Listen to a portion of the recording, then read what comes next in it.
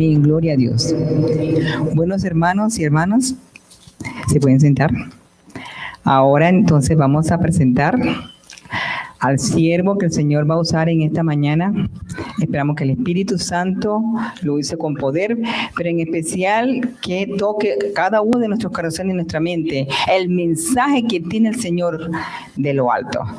Hermano Jebrín Martínez, Dios le bendiga. Gracias.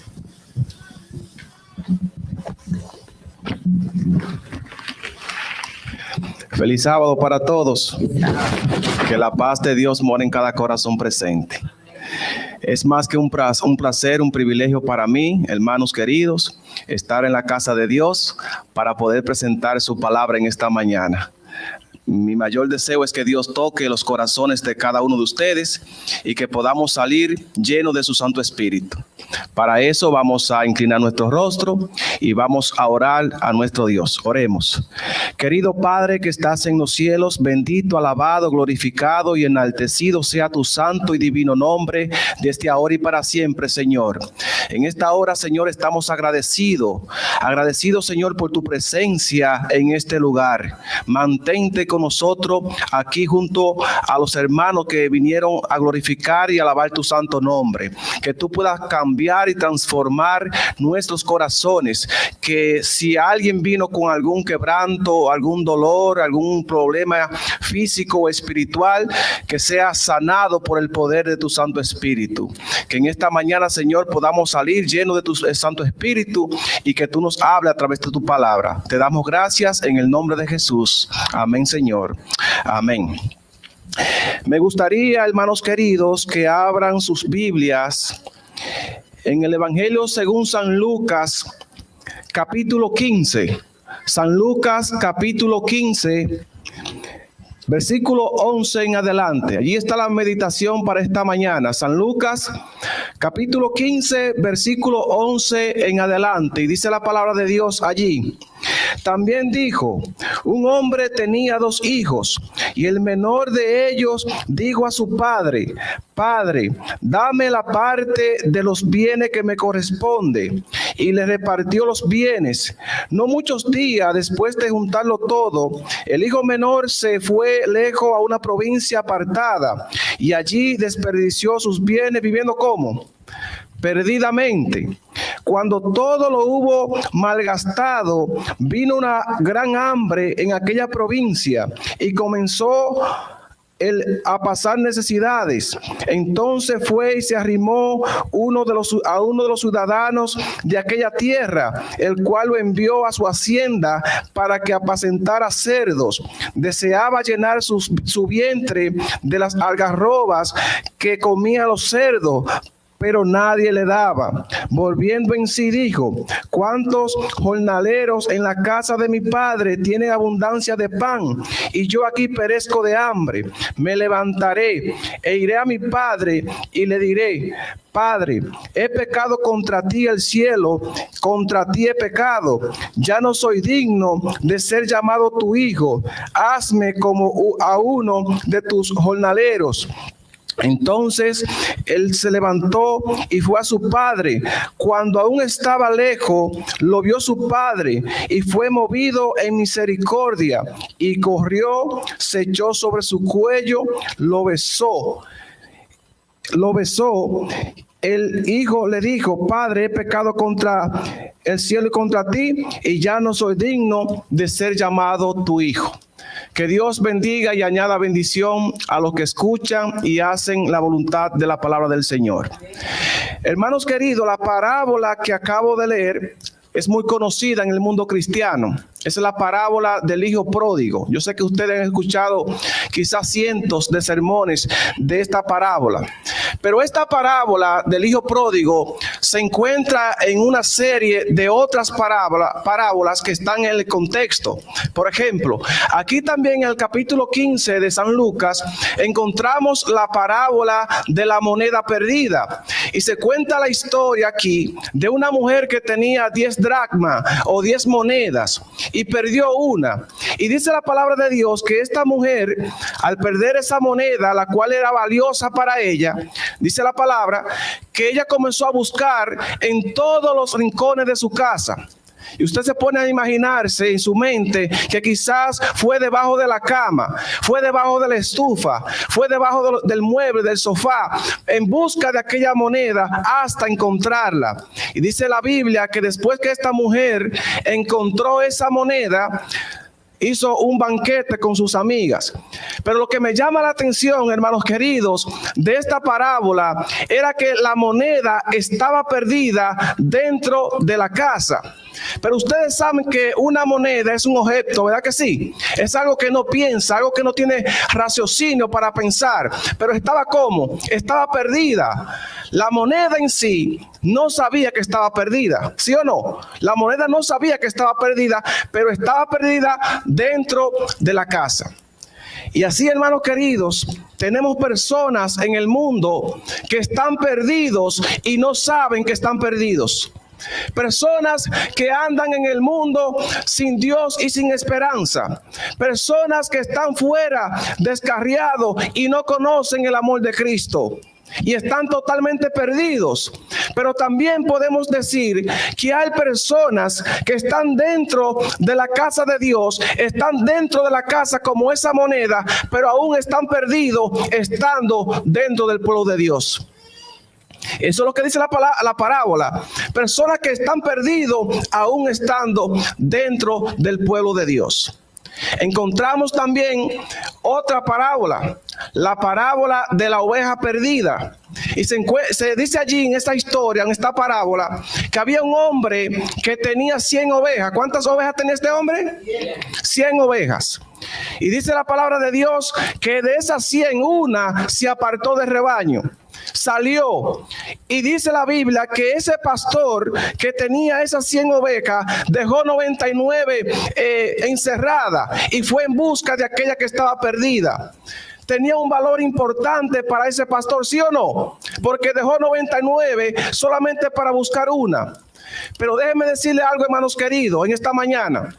Cuando nosotros leemos la parábola de la oveja perdida, encontramos que esta parábola se encuentra en 2 libros de los 4 evangelios. Por ejemplo, en Mateo capítulo 18, versículo 12, se encuentra esta parábola de la oveja perdida. Y aquí en San Lucas 15, versículo 1 en adelante, también se encuentra la misma parábola. Pero aunque es la misma parábola, están en diferentes contextos. Por ejemplo, cuando la Biblia habla aquí en San Lucas 15 de la oveja perdida, se está refiriendo a personas que están en el mundo, personas que no conocen a Cristo, personas que están en el alcohol, en las drogas, en los vicios, en los problemas que el mundo nos ofrece, en los placeres de este mundo, sin Dios, sin esperanza, no conocen a Cristo. Son personas que están totalmente descarriados. Ese es el contexto de San Lucas 15. Pero cuando usted va a Mateo capítulo 18, versículo 12, si usted lee el contexto de esa parábola, que aunque es la misma, le quiero decir que el contexto allí es el reino de los cielos. Si habla del reino de los cielos, la Biblia me está diciendo a mí que el contexto que se presenta la parábola de la oveja perdida son personas que están dentro de la iglesia, pero están perdidos. Son personas que están como dentro de la iglesia, pero están perdidos. Ahora, pero me llama algo a la atención. Cuando nosotros analizamos esta parábola, estas 2 parábolas, la de Mateo 18 y Lucas 15, aunque es la misma, podemos notar algo interesante. Las personas que están en el mundo hoy en día, que están en los placeres del mundo, que están bebiendo, bailando, gozando, dándose en casamiento y haciendo de todas las cosas que el mundo ofrece. Si esa persona hoy en día no entrega su vida a Cristo y muere, o Cristo viene a buscar a su pueblo, si esa persona se perdió, es lógico que se pierda, ¿sí o no? Porque anda en los placeres del mundo, no aceptó a Cristo, y es lógico que esta persona se pierda. Pero una persona que esté dentro de la iglesia, escuchen bien, una persona que esté dentro de la iglesia, que escuche el mensaje del Señor, que escuche la voz del Espíritu Santo hablándole a sus corazones, que ora, que predica, que canta bien, que es un laico, que es un pastor, que es un anciano de iglesia, que se pierda, es algo contradictorio, ¿sí o no? Porque está como dentro del pueblo de Dios. Sin embargo, la Biblia presenta que esta oveja estaba perdida aún estando dentro del pueblo de Dios. Y ustedes se preguntan esta mañana, hermano Yeuri, ¿y cómo es posible que una persona esté dentro de la iglesia y esté perdido? Si ustedes analizan la historia que Jesús contó del joven rico, usted puede entender. La Biblia dice que Jesús dijo en ese momento que había un hombre rico, un joven rico, que este hombre, dice la Biblia, que fue a donde Jesús y le dice: maestro bueno, escuchen bien, maestro bueno, ¿qué haré para tener la vida eterna? Y Jesús le dice: ya sabes, guarda los mandamientos.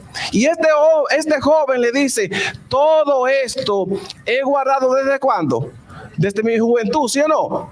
Entonces, si usted analiza lo que acabo de decirle, usted puede encontrar que el joven no estaba seguro que tenía la vida eterna, porque lo primero fue que él le dijo: ¿qué haré para yo heredar la vida eterna? ¿Se encontraba salvo o se encontraba perdido? No estaba salvo, porque él dijo: ¿qué haré? ¿Qué debo hacer? Y sin embargo, este joven, dice la Biblia, que guardaba los mandamientos de su juventud. Estaba perdido, aunque estaba dentro de la iglesia. ¿Sí o no?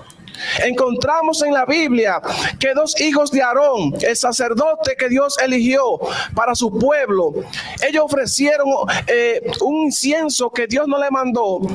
Y dice la Biblia que eran personas que estaban como ebrios, borrachos, capítulo 10 del libro de Números. Y Dios lo mató a esas personas, porque estaban dentro, hijos del pastor, del sacerdote, y estaban perdidos. Encontramos los hijos de Elí, el sacerdote que Dios tenía también en aquellos tiempos, según 1 Samuel capítulo 2.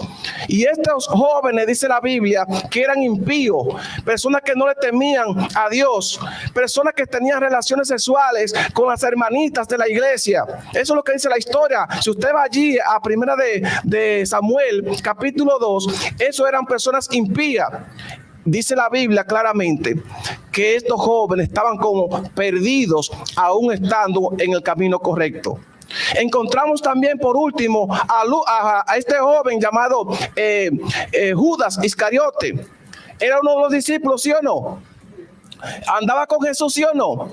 Echaba fuera demonios, ¿sí o no? Y anduvo todo el ministerio con Cristo. Para donde Jesús se movía Judas. Sin embargo, aunque estaba en el camino correcto, aunque estaba con el Dios de salvación, estaba perdido, porque vendió a Jesús por 30 monedas de plata, se ahorcó y se perdió. Así podemos nosotros notar, hermanos queridos, que hay personas que aún estando en el camino correcto, estando dentro de la iglesia, están totalmente perdidos. Pero hay esperanza hoy. Hay una esperanza maravillosa para usted y para mí que estamos en esta mañana. Y la esperanza maravillosa que yo quiero brindarte es que Cristo Jesús es el único que te puede dar salvación y vida eterna. Si tú aceptas a Cristo en esta mañana de todo corazón, Jesús te puede salvar y te puede llevar al reino de los cielos. Alabado sea el nombre del Señor. En Lucas capítulo 15, versículo 11, que es la parábola de el hijo pródigo, encontramos aquí en el versículo 11, también dijo: un hombre tenía 2 hijos, y el menor de ellos dijo a su padre: Padre, dame la parte de los bienes que me corresponden. Notemos cómo empieza esta parábola. Dice que un hombre tenía ¿qué? 2 hijos. Esa es la comunión, esa es la relación que Dios quiere tener con nosotros. Dios quiere que tú y yo seamos hijos de Él. Alabado sea el nombre del Señor. Todos somos criaturas del Señor, porque somos creados por Dios, pero no todos somos hijos de Dios. Si usted va a Primera de Juan, capítulo 3, dice allí: mirad cuán amor nos ha dado el Padre, que seamos que llamados hijos de Dios, y lo somos. Las personas que somos hijos de Dios son aquellas que han lavado su vida en la sangre del Cordero de Dios. Alabado sea el nombre del Señor. Si hoy en día tú estás aquí, es porque tú eres un hijo o una hija del Señor.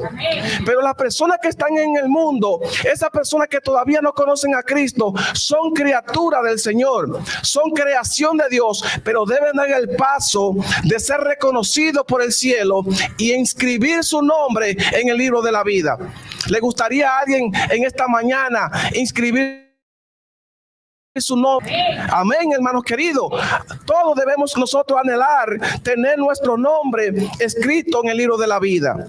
Pero dice algo más la parábola. Dice aquí que este hombre tenía 2 hijos, y dice que el menor de ellos, el más pequeño, el más consentido, el hijo de papi y mami, ese muchacho, dice la Biblia, que era el menor, y le dice a su padre: dame la parte de la herencia que me toca. Y yo me pongo a meditar en esta mañana. Ustedes saben que yo soy dominicano, pero no sé si en sus culturas de otros países quizás tienen la misma cultura que nosotros. Para nosotros, los que somos dominicanos y saben que es así, si usted en realidad tiene un padre y una madre, y su padre tiene grandes posesiones económicas o materiales, cuando el padre o la madre muere, es que a usted le toca que se le reparta esa herencia. Pero mientras el padre suyo o la madre suya esté en vida, usted no le toca nada. Tiene que esperar para poder repartirse los bienes que le toca. Sin embargo, nosotros vemos aquí, hermanos queridos, en esta historia, que este joven ingrato fue donde su padre y le dice: padre, dame la parte que a mí me toca, aún el padre estando en vida. Pero vemos ahora un padre maravilloso, un padre de amor, un padre que, a pesar de que el hijo le está pidiendo algo que él no debía cumplir, le dice claro que sí. Y dice la palabra de Dios que este hombre le repartió la parte que le tocaba. Pero si ustedes van a Deuteronomio capítulo 21 versículo 17, la Biblia dice allí que cuando se habla de los primogénitos, el primer hijo varón que nacía en una familia, la Biblia dice allí que al hijo mayor, escuchen bien, al hijo mayor le tocaba doble porción de lo que el padre tenía. La bendición más grande que tenía que darle al padre era su hijo mayor, no al menor. Sin embargo, al menor, según Deuteronomio, se le debía dar una tercera parte. Pero aquí vemos un padre tan amoroso que repartió sus bienes a este hijo, dándole posiblemente la mitad de los bienes.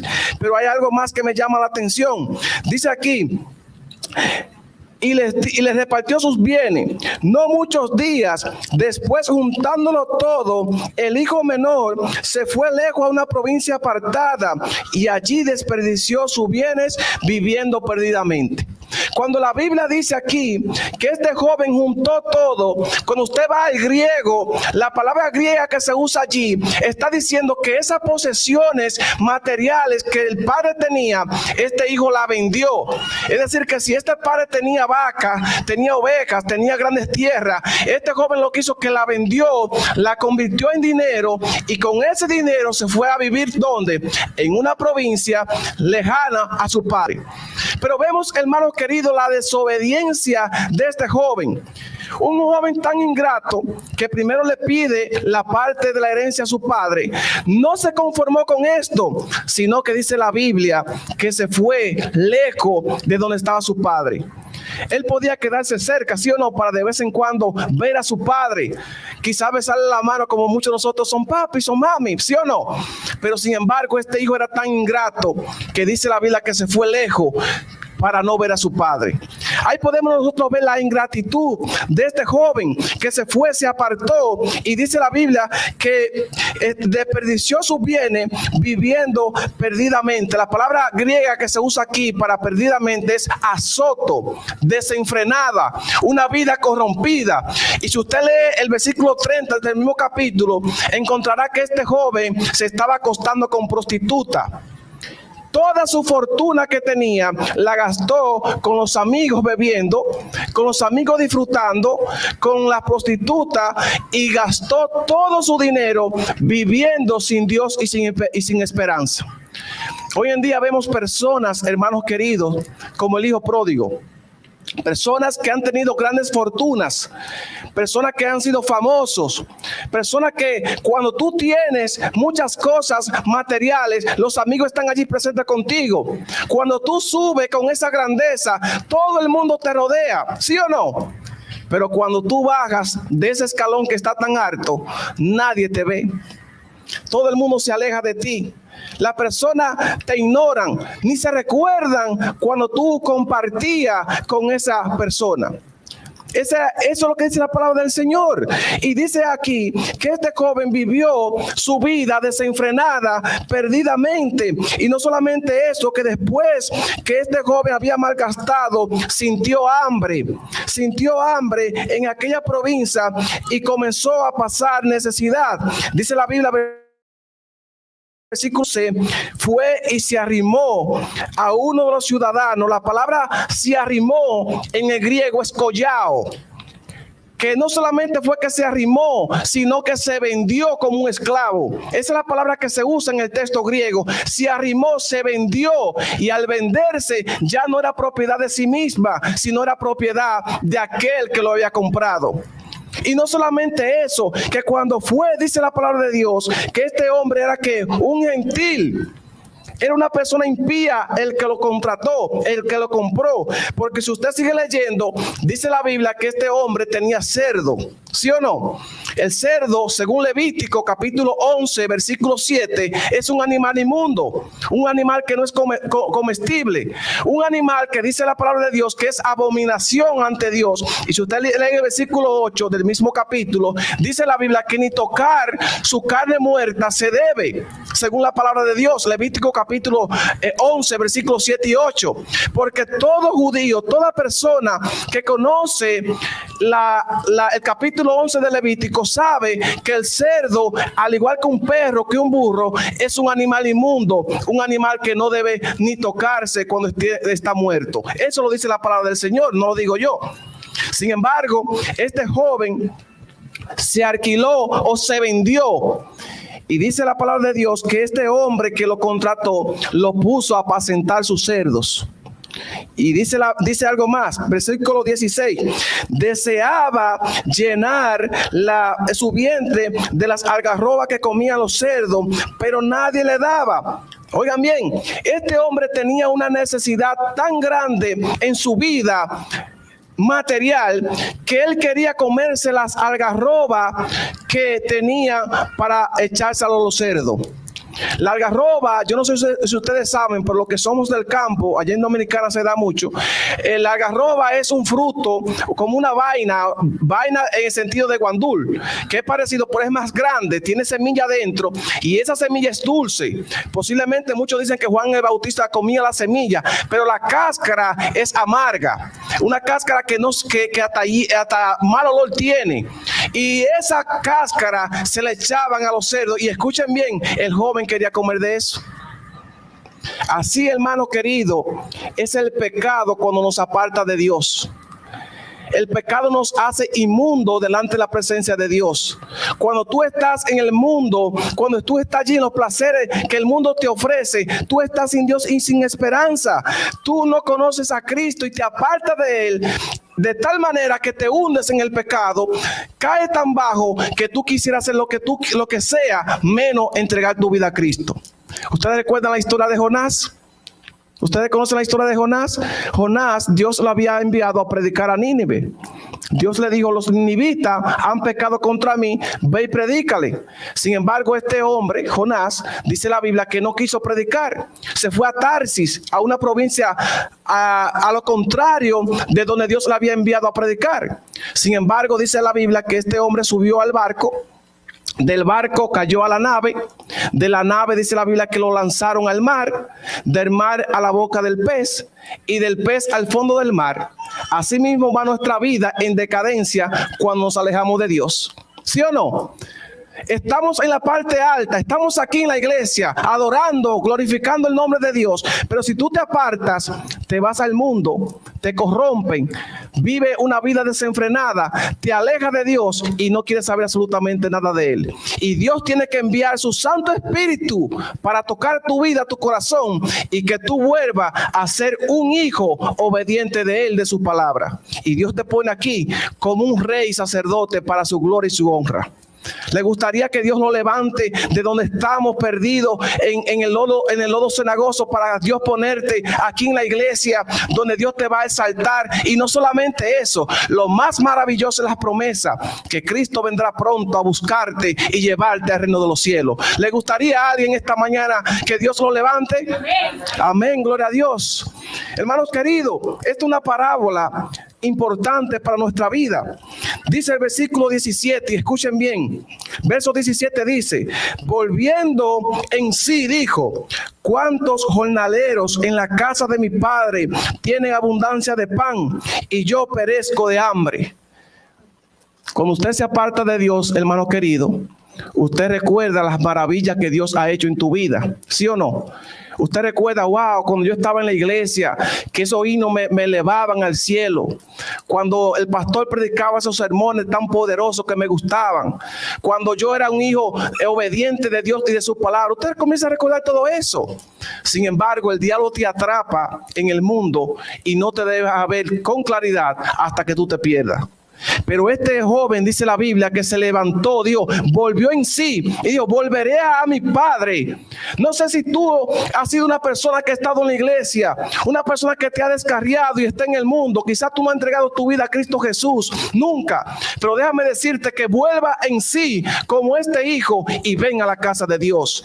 Ven a los pies de Cristo. No importa lo lejos que tú te hayas ido. No sé si estoy predicando en esta mañana para alguien que me está viendo por las redes sociales. Quizá uno de aquí mismo que está lejos de Dios. Quizá la pandemia ha causado que tú hayas menguado tu fe. Pero déjame decirte, hermano querido, en esta mañana, que Dios te dice a través de su palabra, a través de este estudio, que te levantes, vuelva a Dios, y Dios te va a levantar, te va a exaltar, porque dice la Biblia que el que se humilla será que enaltecido. Alabado sea el nombre del Señor. Dice algo más, dice aquí, versículo 18: me levantaré e iré a mi padre y le diré: Padre, he pecado contra ti y el cielo, ya no soy digno de ser llamado tu hijo. Y dice algo más, dice algo que me impacta, versículo 20: entonces se levantó y fue a su padre. Cuando aún estaba lejos, lo vio su padre y fue movido en misericordia. Corrió, se echó sobre su cuello y lo besó. Yo sé que ustedes quizás no entienden hasta ahora la profundidad de ese texto o de esa historia que estamos analizando. Pero déjeme decirle, en el Antiguo Oriente hay una cultura llamada Quesaxa. Y esta cultura llamada Quesaxa dice que cuando un hijo, sea el mayor o el menor, era desobediente a su padre, se iba lejos de su padre, lo abandonaba, este hijo vivía perdidamente en cierto lugar. Si algún día este hijo volvía a su padre para que su padre lo perdonara, nunca podía entrar a la casa directamente. Este hijo, según la tradición, según la cultura de Quesaxa, que era una cultura oriental, el hijo debía permanecer en el patio a la espera que su padre le diese la oportunidad de entrar. Pero cuando el padre consideraba que ese hijo iba a ser perdonado, entonces le decía: hijo, entra a la casa. Pero nunca el hijo podía entrar a su casa sin antes el padre darle la bendición de que entrara. Y es posible que este hijo pudiese permanecer en el patio horas y horas esperando hasta que su padre lo dejase entrar. Podían pasar hasta días hasta que su padre consideraba que el hijo iba a ser perdonado. Y este hijo tenía que llegar a la casa con forma humilde de arrepentimiento para que su padre entonces lo dejase entrar. Si él veía algún amigo, algún vecino que le dijeran: mira, tu hijo está allá afuera que regresó, el padre entonces, cuando él consideraba, dice la Biblia, entonces le daba paso para que él entrara. Pero hay algo que me impacta en esta historia, hermanos queridos. ¿Saben qué? Que dice la palabra del Señor en el versículo 20. Entonces se levantó y fue a su padre. Cuando aún estaba lejos, su padre fue movido en que primero en misericordia, dice segundo, corrió. ¿Qué fue lo que el padre hizo? Fue movido ¿en qué? En misericordia, en compasión. Y dice que corrió. Pero esa palabra corrió en el texto griego es dramón. Esa es la palabra griega que se usa, dramón. Y dramón no significa que el padre comenzó a caminar. No significa que el padre comenzó a paso doble, como le llamamos nosotros. No, sino que el padre al ver su hijo se sorprendió tanto o quiso tener ese anhelo de abrazar a su hijo que corrió hasta donde estaba su hijo. Pero si nosotros no estudiamos la cultura oriental, nos perdemos de un detalle interesante. ¿Saben cuál es? Que si usted lee el libro de Éxodo, capítulo 19, allí dice que una persona anciana no podía mostrar sus piernas porque era deshonroso. Era una vergüenza que un padre adulto de cierta edad mostrara su pierna porque era deshonroso para el padre. Pero notemos, hermanos queridos, que este padre, al ver su hijo que lo había abandonado, no le importó mostrar su pierna, no le importó su desnudez, no le importó su deshonra, sino que corrió a buscar a su hijo perdido. ¿Sí o no? Ese padre se llama Cristo Jesús. No importa lo lejos que tú te hayas ido de la iglesia o de los pies de Cristo, aun si tú consideras que debes volver a los pies de Cristo, ese Padre que menciona la Biblia vendrá, te abrazará y aunque muestre su deshonra, Él te va a honrar en el reino de los cielos. Hermanos queridos, eso es lo que dice el texto, que el padre dice que fue movido en misericordia, y no solamente movido en misericordia, sino que corrió a buscar a su hijo perdido. También dice que se echó sobre su cuello y que también le hizo, lo besó. En el texto griego lo que está diciendo que el padre al ver a su hijo comenzó a darle muchos besos. Cuando usted quiere a alguien y tiene mucho sin verlo, usted comienza a abrazarlo locamente. A mí me pasó eso cuando fui a Dominicana ahora con mi esposa.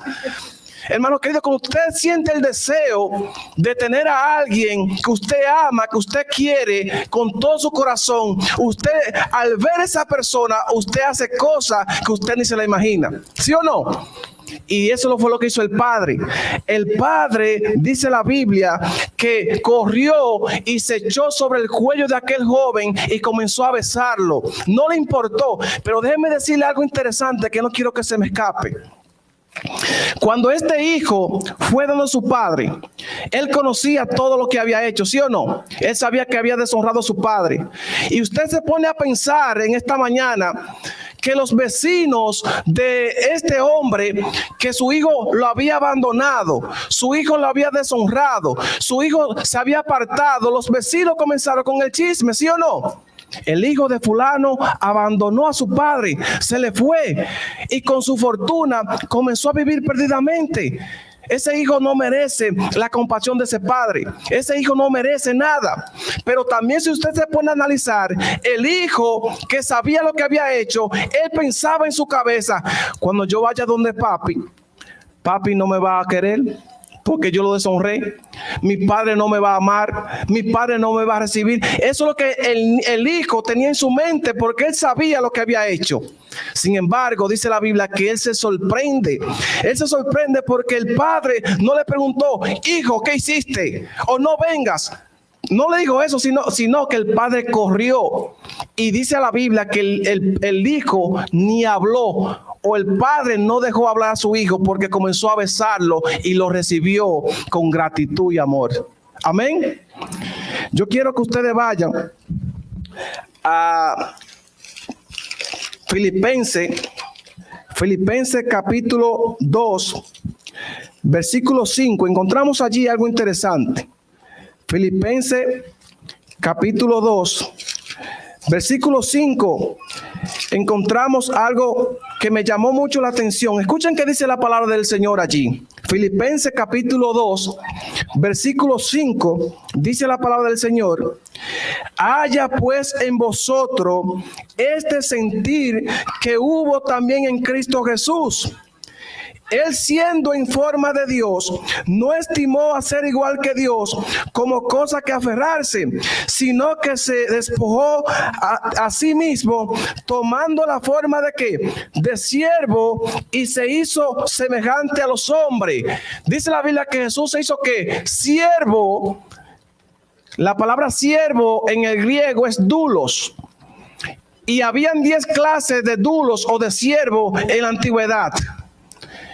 Había 10 clases de siervo, pero el doulos que se menciona aquí en ese texto era el siervo menos importante, era el siervo más degradante, era el siervo que todo el mundo lo golpeaba, que nadie lo quería, que todo el mundo se burlaba de él. Dice la Biblia que Jesús por ti y por mí se hizo un doulos, se hizo un siervo. A Cristo no le importó que Él, siendo Rey de Reyes en el cielo y Señor de Señor, vino aquí a morir por ti en la cruz del Calvario.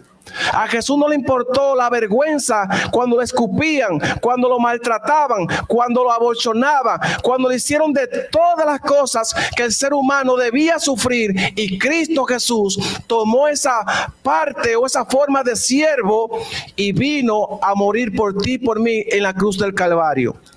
Y hoy por hoy, tú y yo podemos tener salvación y vida eterna en Cristo Jesús. Hermanos queridos, es algo profundo lo que estoy diciendo. Cristo se hizo siervo, pero escuchen bien algo más.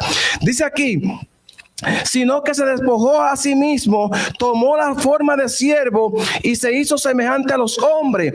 Más aún, hallándose en la condición de hombre, escuchen bien, ahora cuando Jesús es un ser humano, dice, se humilló a sí mismo, haciéndose obediente hasta la muerte y muerte de cruz.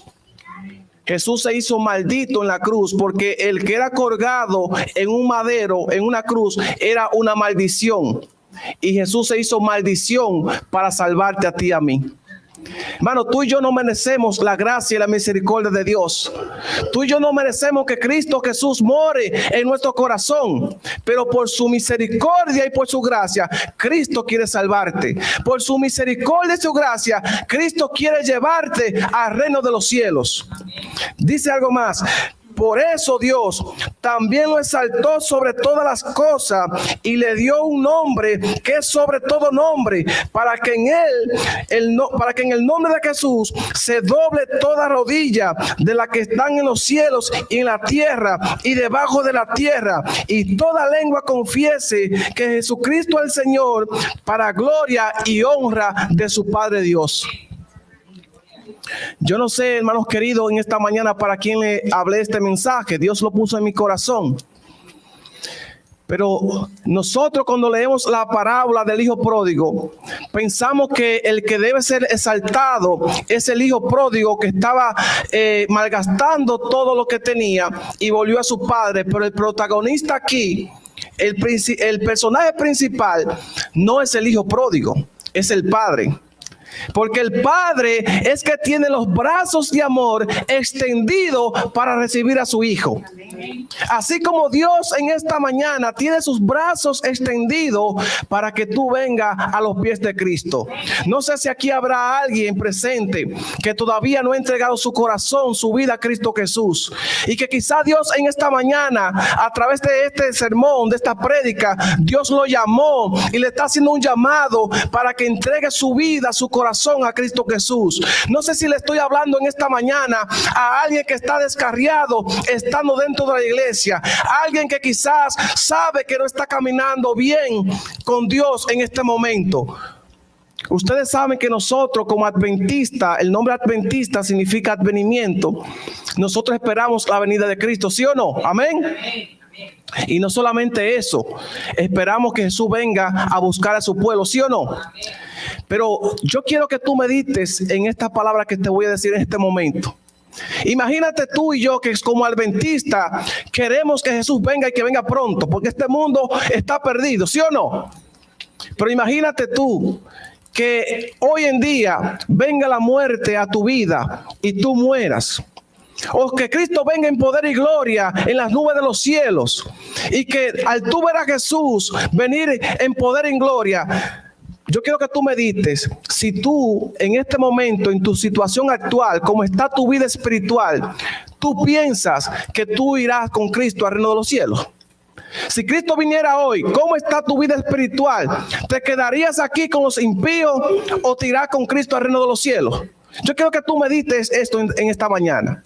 Pero quiero decirte, hermano querido, no solamente esto, sino que si hay alguna persona que quiere cambiar su vida y desde hoy le dice: Señor, yo sé que en este año que empezó no he caminado como tú has querido, quizás he llevado una vida desenfrenada aún estando dentro de la iglesia, quizás soy una persona que todavía no he entregado mi vida a ti, Señor, pero yo quiero que en este momento, yo quiero que en esta hora tú transforme y cambie mi vida y que tú me inscribas en el libro de la vida, porque si algún día tú vienes en poder y gloria, yo quiero irme contigo al reino de los cielos. ¿Habrá alguien aquí presente que quiera decirle eso en esta mañana al Señor? ¿Habrá alguien esta mañana que ha sentido el llamado del Espíritu Santo para consagrar su vida a Cristo Jesús? ¿Habrá alguien visita que todavía no se ha bautizado? Una persona que todavía no ha entregado su vida a Cristo, que quiera ponerse en pies en esta mañana y decirle: Señor, yo quiero ser uno o una de los redimidos para cuando tú vengas en poder y gloria, tú me lleves al reino de los cielos. ¿Habrá alguien esta mañana? ¿Puede ponerse en pies, hermana querida? ¿Habrá alguien presente, otra persona que nos visita en esta mañana que quisiera decirle: Señor, heme aquí, llévame contigo al reino de los cielos, inscribe mi nombre en el libro de la vida? ¿Habrá otra persona? Otra persona que pueda levantarse en esta mañana y decirle: Señor, inscríbeme en el libro de la vida. Yo no quiero que te bautice hoy, simplemente que tú te pongas de pies para yo orar por ti, para que el Espíritu Santo pueda cambiar tu corazón y pueda afirmarte, y en un futuro no muy lejano tú puedas entregar tu vida a Cristo Jesús. ¿Habrá alguien presente aquí de las personas que nos visitan? Y de los hermanos de la iglesia, si hay alguien que quiera reafirmar su fe, que Cristo pueda cambiarnos, que Cristo pueda fortalecernos, Dios le bendiga, hermana querida. ¿Habrá alguien más? Yo quiero orar por ustedes, hermanos queridos. Si sienten la necesidad, aprovechen esta oportunidad. Cristo te está llamando. Aquí no nos vamos a entregar directamente para ser bautizados. Cristo solamente quiere tocar tu corazón poco a poco para que nosotros podamos ir meditando y en un futuro no muy lejano entonces bajar a las aguas bautismales para que Jesús pueda transformarnos. Pueden pasar aquí los hermanos que se han puesto de pies para yo tener una oración especial por cada uno de ustedes. Alabado sea el nombre del Señor. Hermanos queridos, si hay alguien presente de allá atrás que quiera venir aquí adelante, no tenga temor, no tenga miedo, puede venir. No se preocupe, que el poder del Espíritu Santo está aquí. Usted puede ponerse en pies y vamos a tener una oración para que Dios nos pueda consagrar en esta mañana. Vamos a cerrar nuestros ojos. Vamos a pedirle al Señor que nos guíe, nos cambie y se mantengan con nosotros en este lugar. Oremos. Querido Padre que estás en los cielos, bendito, alabado, glorificado y enaltecido sea tu nombre, Señor, desde ahora y para siempre. Tú que moras en medio de querubines, serafines, ángeles y arcángeles, Señor, a ti sea toda la gloria, todo el poder y toda la majestad desde ahora y para siempre, Señor. Te damos gracias, Padre, por este tema que tú has enviado, Señor.